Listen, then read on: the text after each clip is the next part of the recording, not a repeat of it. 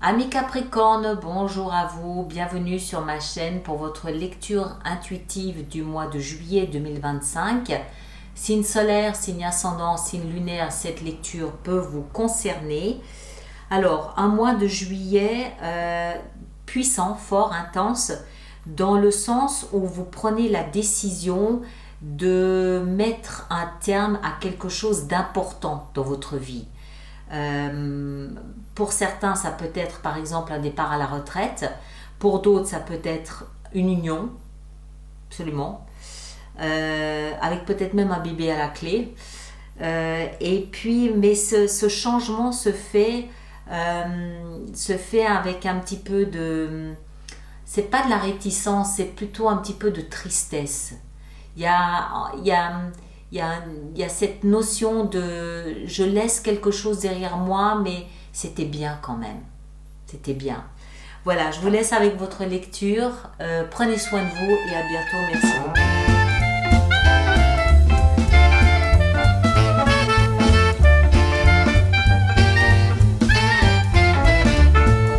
Alors, en arcane majeur, qu'est-ce que nous avons? Nous avons le fou, nous avons l'impératrice et nous avons le monde.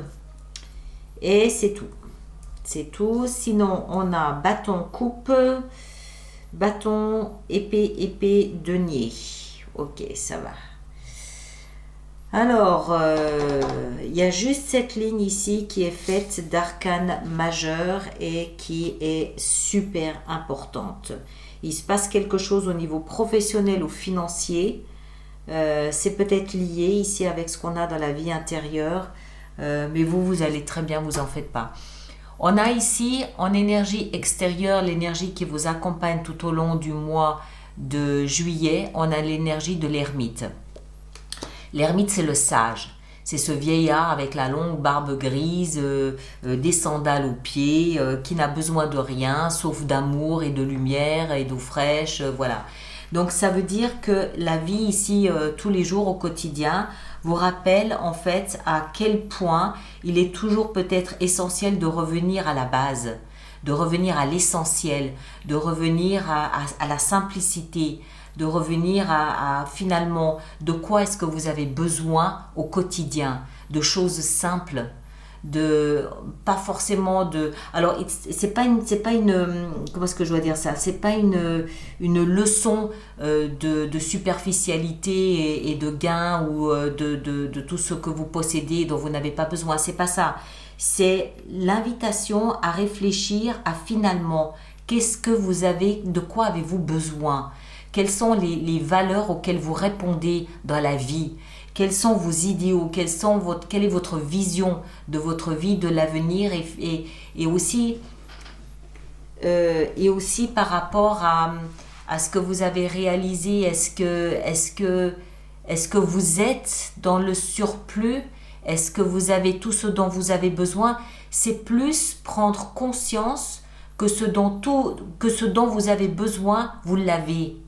Et que tout le reste finalement c'est bien si c'est là mais c'est pas important, ça implique forcément le patrimoine mais pas que, c'est peut-être aussi en termes de relations, on va voir hein, mais c'est vraiment une invitation à réfléchir à qu'est-ce qui a de la valeur à mes yeux.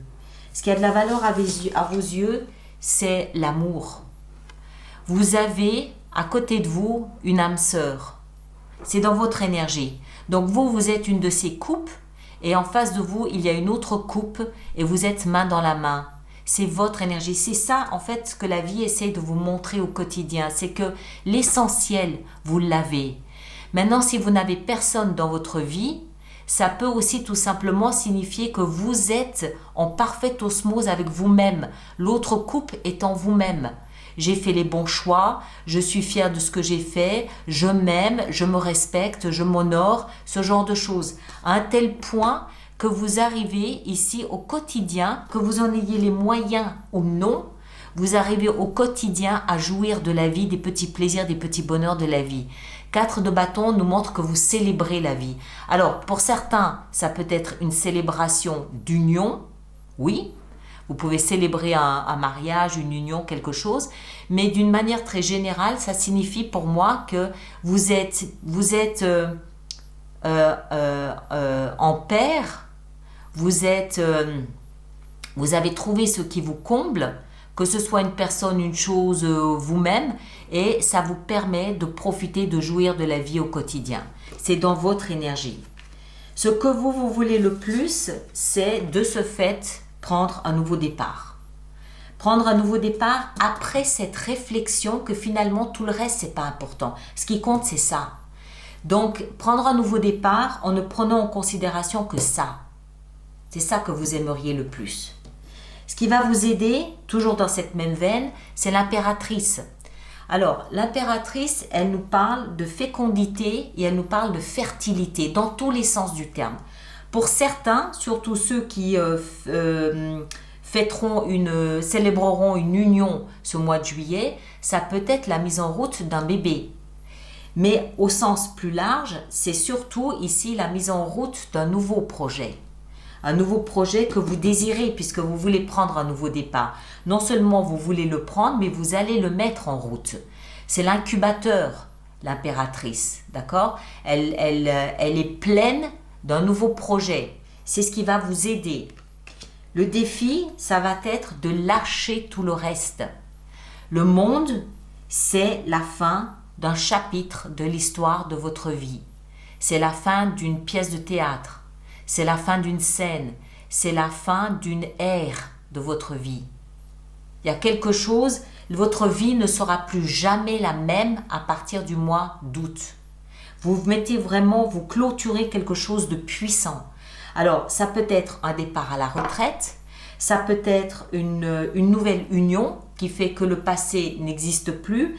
Ça peut être, c'est la décision de démarrer quelque chose de complètement nouveau, mais en même temps de clôturer vraiment tout un chapitre, tout un pan de votre vie. Vous l'avez dans le défi. Ça veut dire qu'il y aura peut-être des réticences. Il y aura peut-être des difficultés, des complications. Peut-être que tout le monde ne sera pas d'accord de vous voir filer sur un autre chemin. Vie sentimentale, tout est limpide, tout est clair pour vous. 8 de bâton, ce sont des messages qui vous parviennent, qui sont plus rapides que l'air. Imaginez que cette 8 de bâton soit des flèches. Et toutes ces flèches ont la même cible. Donc, dans votre vie sentimentale et amoureuse, tout ce qui se passe autour de vous converge vers la même cible, vers la même compréhension, vers la même clarté, vers la même décision, vers le même choix, vers le même projet. D'accord ? Que vous soyez avec un partenaire ou non, vous adaptez chaque fois en fonction de votre situation. Ça peut être le choix de vous unir à quelqu'un, comme ça peut être le choix de vous unir à vous-même et de fêter ça, de célébrer ça, d'inviter tous vos ex. Je fête les retrouvailles avec moi-même, on fait la fête. Enfin, vous placez vraiment en fonction de ce que vous vivez. Mais vous comprendrez que tout converge vers une seule et même évidence. Alors, c'est ici que ça coince. Vie professionnelle et financière, la reine d'épée. Pour ceux d'entre vous qui partez à la retraite, on comprend parfaitement cette reine d'épée. La reine d'épée, elle est en deuil. Elle est en deuil de ses émotions. Elle est généralement vêtue de noir et elle a surtout cette grande longue épée devant son cœur. Et voilà, le cœur est froid, le cœur est fermé, le cœur est en deuil. Alors, ça peut être, comme je l'ai dit, un départ à la retraite, bon, ça vous brise le cœur, on peut comprendre. Ça peut être aussi un investissement financier que vous avez pu faire qui se révèle être mauvais. D'accord ? Il y a un deuil, un deuil, je ne peux pas le dire autrement, dans la vie professionnelle et financière, qui vous laisse avec un petit peu d'amertume. Ça, c'est vous, dans la vie intérieure, vous avez la 3 d'épée, il y a une consolation, ça nécessite une consolation. Vous avez un petit peu d'humiliation, un petit peu de perte d'amour-propre, vous avez le cœur brisé.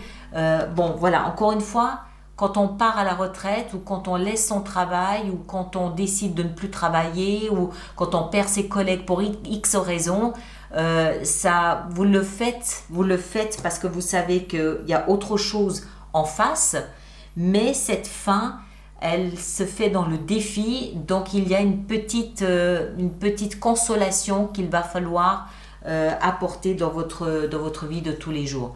Et en fin de mois, on a 2 de denier qui nous explique que vous jonglez avec 2 options, donc ça veut dire que c'est pas complètement acté. Vous jonglez avec 2 options, chacune ayant la même valeur à vos yeux. Ça peut aussi être un jonglage financier, un jonglage de l'image que vous avez de vous. Est-ce que vous êtes pas cool et pas sympa de laisser vos collègues? Est-ce qu'au contraire, vous avez raison de privilégier ce que vous voulez? Il y a une espèce de jonglage de valeurs comme ça qu'il va falloir assumer en fin de mois de juillet. Alors, on va voir. On va donc préparer notre extension. Encore une fois, tous ceux d'entre vous qui avaient des abonnements, qui connaissaient le principe des extensions, vous savez où aller les retrouver. Et ceux qui êtes nouveaux, qui êtes là pour la première fois sur ma chaîne, je prépare une extension que vous trouverez sur le site internet, comme bien d'autres aussi. Il vous suffit de suivre le lien qui est là-dessous, sous la boîte de dialogue, pour y accéder. Alors, votre énergie ici à vous, on a l'as de denier. Ok.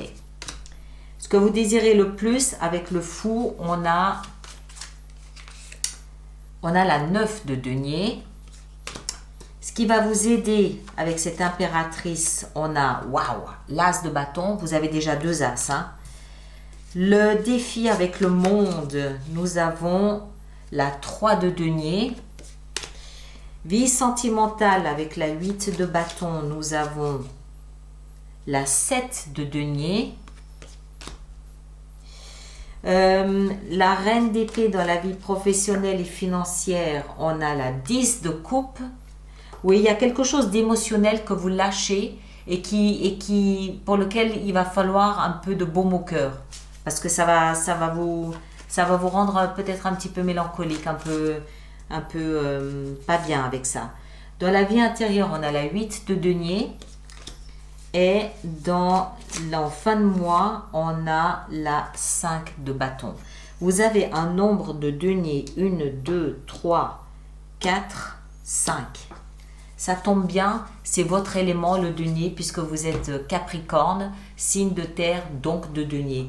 D'une certaine façon, vous revenez un petit peu à la base, vous revenez à qui vous êtes. Voilà, je vous laisse avec ça. Merci de partager, de liker, mais surtout de laisser vos commentaires. Allez voir votre signe ascendant, votre signe lunaire. Vous faites bien la synthèse des 3 pour avoir une lecture plus personnalisée, celle-ci étant très générale. Ceux qui me rejoignent pour l'extension, le lien est juste là-dessous dans la boîte de dialogue. Et les autres, on se retrouve le mois prochain. Merci à vous tous, prenez un grand soin de vous et à bientôt. Merci beaucoup.